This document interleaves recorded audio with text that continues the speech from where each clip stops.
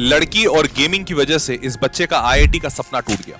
तो चलिए आज एक सुपर मोटिवेशनल स्टोरी बताता हूं, डिस्ट्रैक्शन से डिटर्मिनेशन की तरफ। तो जल्दी से सब्सक्राइब हो जाइए और शुरू करते हैं। देखिए, आयुष्मान अग्रवाल एक आम बच्चे की तरह आईआईटी का सपना रखता था और इसके लिए इसने जेईई की कोचिंग भी ली। कोचिंग में पढ़ाई कर रहा था, लेकिन दोस्तों के बीच में रहते रहते इस बच्चे को गेमिंग का एक लत लग गई और ये दिन रात अपना टाइम गेम में लगाने लगा। कुछ वक्त के बाद जब नंबर्स खराब होने लगे तो बड़ी मुश्किलों के बाद इसने अपने आप को गेमिंग के लत से निकाला।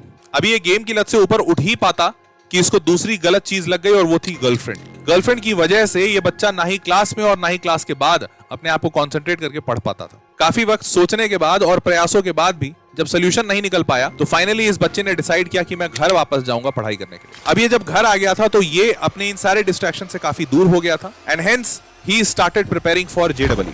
अब डगर बहुत मुश्किल थी और सफर बहुत कठिन था, लेकिन ये बच्चा हार नहीं माना। हर रोज ये बच्चा रात को अपने सारे टारगेट्स को लिखता था और अगली सुबह जब उठता था तो उन टारगेट्स को पढ़ता था और मोटिवेट होकर अपना दिन शुरू करता था। धीरे धीरे करके अपने छोटे छोटे टारगेट्स इसने बनाया और उनको अचीव करना शुरू किया। फाइनली जाकर जब जेईई का एग्जामिनेशन आया तो सपने वापस टूटे और इसका जेईई एग्जामिनेशन में सिलेक्शन नहीं हुआ।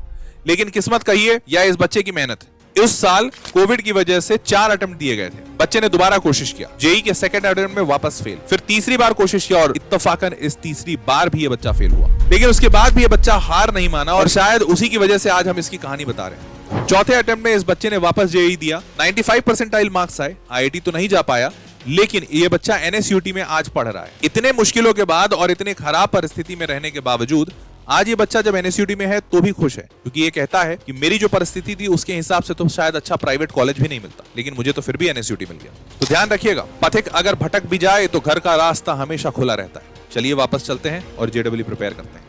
जल्दी से सब्सक्राइब हो जाइए।